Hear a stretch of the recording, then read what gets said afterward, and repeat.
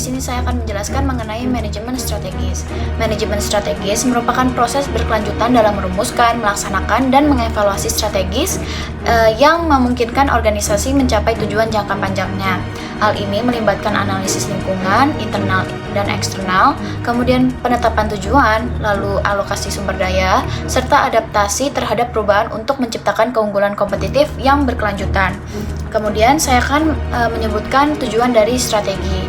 Ada beberapa, yaitu memberikan arah, menciptakan keunggulan kompetitif, lalu alokasi sumber daya, lalu manajemen risiko dan adaptasi. Yang terakhir yaitu nilai pemangku kepentingan. Lalu ada beberapa tingkatan strategi. Yang pertama yaitu strategi korporat. Strategi korporat ini merupakan keputusan tingkat tinggi secara keseluruhan organisasi tentang ruang lingkup dan arah bisnis. Lalu yang kedua yaitu strategi bisnis, yaitu berfokus pada cara bersaing sukses di pasar maupun unit bisnis tertentu. Lalu yang ketiga, strategis fungsional, yaitu rencana taktis dalam departemen spesifik untuk mendukung strategi tingkat yang lebih tinggi. Nah, di sini kita akan membahas tentang the strategic management process. Nah, proses manajemen strategis adalah rangkaian langkah yang digunakan organisasi untuk mencapai tujuan jangka panjang. Nah, ini intinya terdiri dari beberapa tahap. Menganalisis tujuan dan arah organisasi, menganalisis lingkungan internal dan eksternal, merumuskan strategi, mengimplementasikan strategi, dan evaluasi dan kontrol. Nah, jadi strategi itu bukan cuma dibuat, tetapi harus dijalankan dan dievaluasi terus agar tetap relevan dengan perubahan lingkungan bisnis. Nah, di sini kita akan membahas the strategy formulation versus execution.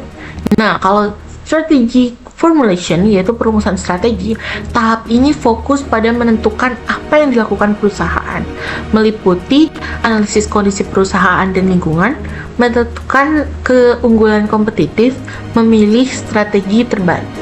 Nah, corporate dan business level. Nah, sifatnya ini lebih analisis dan perencanaan. Sedangkan strategi execution, yaitu pelaksanaan strategi, tahap ini tuh fokus pada bagaimana strategi dijalankan di lapangan.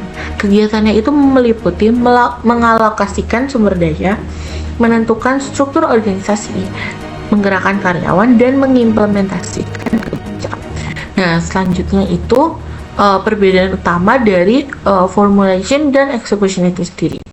Nah, kalau formulation itu kita belajarnya tuh what to do, apa yang dilakukan. Sedangkan kalau execution itu how to do, bagaimana kita melakukannya. Nah, banyak perusahaan gagal itu bukan karena strateginya itu jelek, tetapi karena eksekusinya itu tidak efektif. Selanjutnya, kita akan bahas tentang SWOT analysis. SWOT adalah alat analisis untuk memahami posisi strategis perusahaan. Nah, komponen SWOT ini adalah strength, weakness, opportunities, sama threat. Nah, kalau strength atau kekuatan, ini tuh faktor internal yang menjadi keunggulan. Nah, kalau weakness, itu faktor internal yang menjadi kekurangan. Kalau opportunities, itu faktor eksternal yang bisa dimanfaatkan. Kalau threats itu eksternal yang berisiko. Nah, kalau strength dan weakness sendiri itu kan internal. Sedangkan kalau opportunities and threats itu eksternal. Nah, tujuan SWOT ini menyesuaikan kekuatan dengan peluang, mengurangi kelemahan, dan menghindari ancaman strategis, membantu pengambilan keputusan strategis. Selanjutnya, ada global strategy. Strategi bisnis global adalah cara perusahaan untuk menjual produk mereka ke luar negeri dengan cara menyeragamkan semua produk mereka atau mereka mengikuti selera unik orang lokal di tiap negaranya. Terdapat 4 pilihan utama. Yang pertama, ada strategi ekspor, yang dimana perusahaan hanya sekedar mengirim barang mereka ke luar negeri. Yang kedua, ada strategi globalisasi, yang dimana strategi tersebut menyamaratakan semua produk mereka seperti iPhone dan Gillette untuk menghemat biaya. Yang ketiga, ada strategi multidomestik, yang dimana perusahaan mengikuti selera unik orang lokal seperti Kraft yang mengeluarkan varian Oreo terbaru untuk orang lokal di Cina. Dan yang keempat, ada strategi transnasional, yang dimana strategi tersebut melakukan kedua cara, namun tetap efisien secara global dan juga dapat mengikuti selera unik orang lokal. atau fleksibel, seperti Coca-Cola yang memiliki label brand global, namun juga bisa dibilang minuman tradisional orang lokal.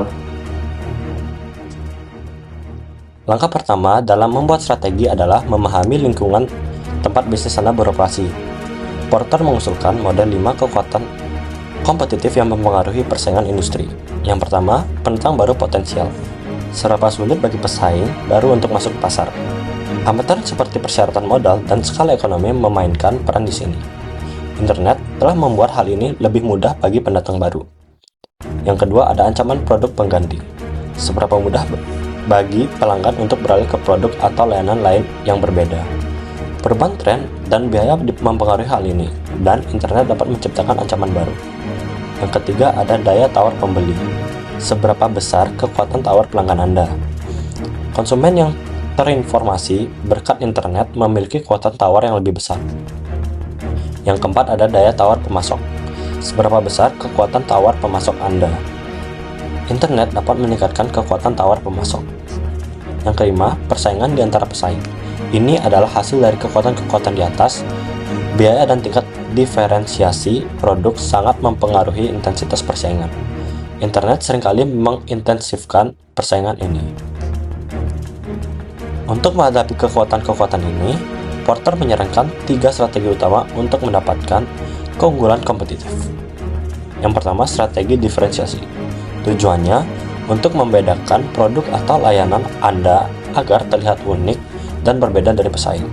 Caranya melalui inovasi, fitur unik, iklan kreatif, atau layanan luar biasa. Keuntungannya adalah mengurangi persaingan dan membangun loyalitas pelanggan sehingga dapat mematok harga yang lebih tinggi. Namun kekurangannya membutuhkan biaya tinggi untuk riset dan pemasaran. Contohnya Apple pada iPhone, Harley Davidson, dan Starbucks. Yang kedua, ada strategi kepemimpinan biaya. Tujuannya menjadi produsen dengan biaya terendah di industri yang memungkinkan Anda menawarkan harga yang lebih rendah daripada pesaing sambil tetap menghasilkan keuntungan. Caranya, fokus pada efisiensi tinggi, kontrol biaya yang ketat, dan fasilitas yang efisien. Contohnya ZTE, Walmart, Family Dollar. Yang ketiga, ada strategi fokus. Tujuannya adalah berkonsentrasi pada segmen pasar, wilayah geografis, atau kelompok pembeli yang sempit dan spesifik. Tipenya dapat berupa diferensiasi, terfokus, dan kepemimpinan biaya terfokus. Contoh diferensiasi terfokus adalah ProAmerica Bank melayani bisnis Latino di Los Angeles. Contoh kepemimpinan biaya terfokus, Elegant Travel Company, yaitu maskapai berbiaya rendah untuk kota-kota kecil yang terabaikan. Berikut adalah beberapa poin penting untuk diingat. Yang pertama, pentingnya arah yang jelas. Manajer harus memiliki strategi mana yang akan memberikan keunggulan kompetitif yang jelas. Contoh kegagalan, Gibson Guitar Corporation gagal ketika mencoba beralih ke strategi kepemimpinan biaya karena reputasi mereka didasarkan pada kualitas dan inovasi. Risiko tanpa keunggulan. Porter menemukan bahwa bisnis yang tidak mengadopsi satupun dari strategi-strategi ini atau stuck seringkali menghasilkan keuntungan di bawah rata-rata. Yang terakhir, dampak internet. Internet telah mengubah dinamika di setiap kekuatan kompetitif, membuat analisis lingkungan menjadi lebih kritis dari sebelumnya. Formulating Functional Level Strategy yang merupakan proses penyusunan rencana jangka pendek dan taktis untuk departemen fungsional meliputi pemasaran, SDM, keuangan, dan juga operasional guna mendukung tujuan perusahaan dan strategi bisnis keseluruhan. Tujuannya adalah memaksimalkan produktivitas, efisiensi sumber daya, dan mencapai keunggulan kompetitif. Fokus utamanya adalah bagaimana fungsi-fungsi tersebut beroperasi sehari-hari. Hal ini tentu didukung oleh beberapa aspek seperti penyelarasan dengan strategi bisnis atau alignment, di mana strategi fungsional harus mendukung penuh strategi bisnis atau korporat.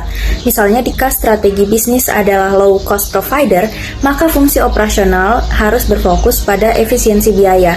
Yang kedua adanya identifikasi kompetensi inti di mana menentukan kekuatan unik departemen yang bisa diperkokoh untuk menciptakan keunggulan kompetitif seperti teknologi canggih, tim pemasarannya agresif, atau efisiensi produksi tinggi.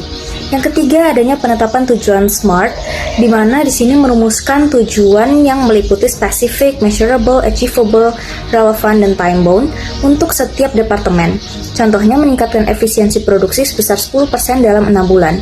Yang keempat adanya pengembangan rencana aksi atau action plans, di mana membuat panduan langkah demi langkah tentang cara mencapai tujuan, termasuk alokasi anggaran, teknologi yang dibutuhkan, dan jadwal implementasi. Kemudian adanya alokasi sumber daya, yang mana memastikan setiap departemen memiliki sumber daya manusia, teknologi, dan anggaran yang cukup untuk menjalankan rencana aksi guna mengoptimalkan produktivitas.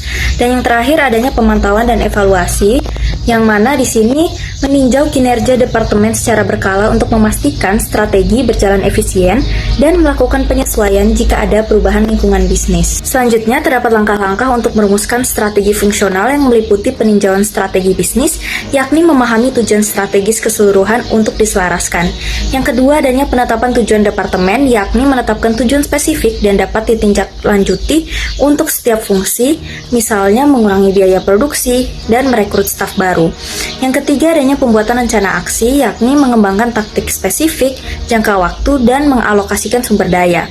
Yang keempat dan terakhir, di sini adanya fungsi koordinasi, yakni menyelaraskan strategi berbagai departemen untuk memastikan koherensi seperti menghubungkan promosi pemasaran dengan kemampuan produksi. Contoh fokus strategi fungsional meliputi bidang pemasaran yang fokus pada strategi 4P, meliputi product, price, place, and promotion.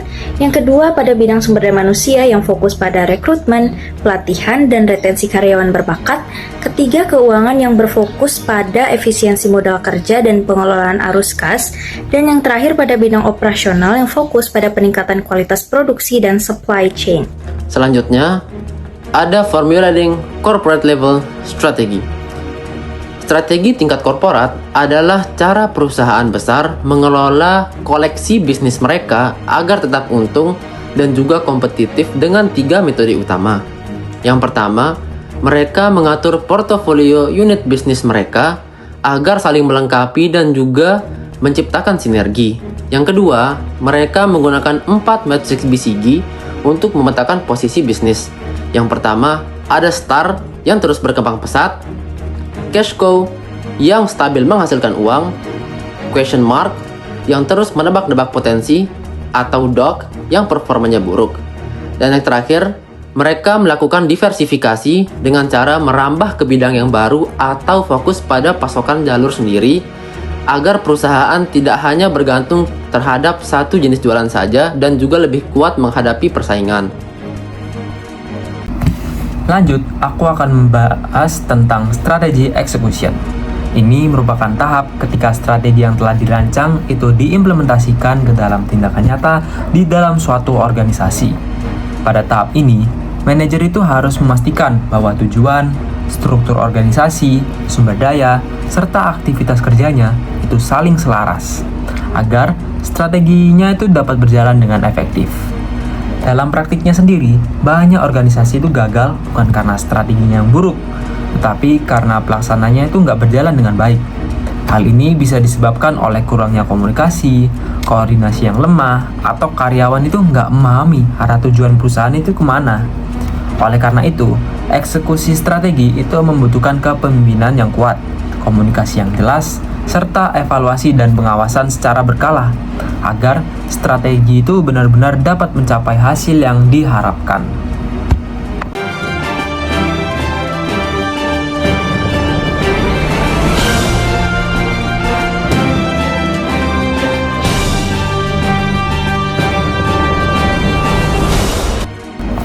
Lanjut, untuk case yang akan kami bahas, yakni penurunan dominasi Nokia di industri smartphone.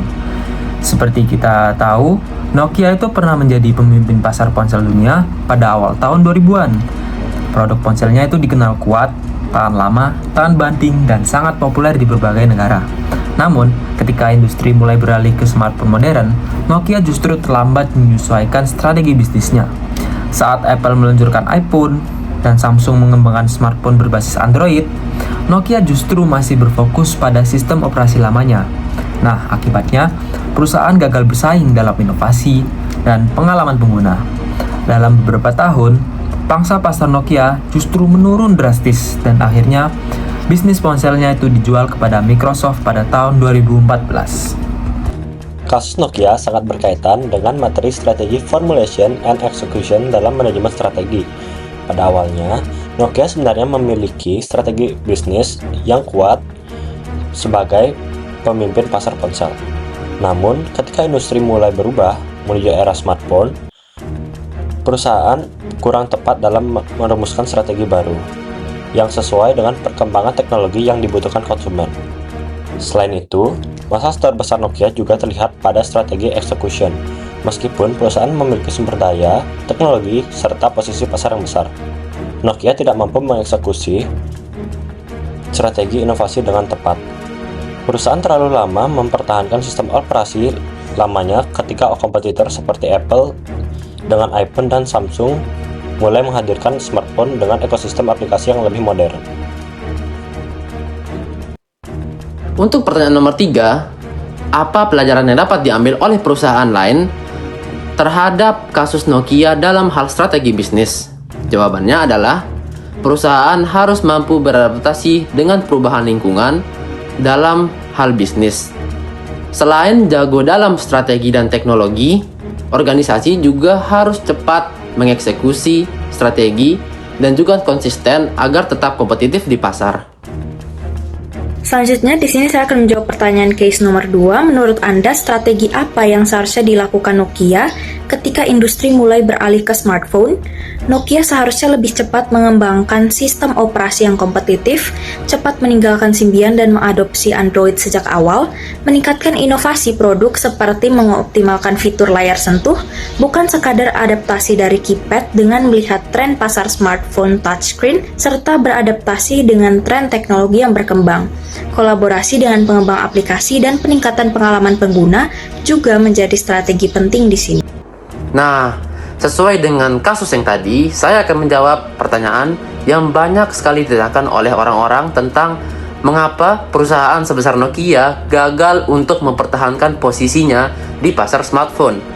Jadi, Nokia gagal mengeksekusi strategi untuk beradaptasi mengenai lingkungan dan teknologi yang lebih canggih. Nokia sangat lambat dalam merespon perkembangan tersebut, sehingga Nokia menjadi kalah saing dengan perusahaan-perusahaan yang lain.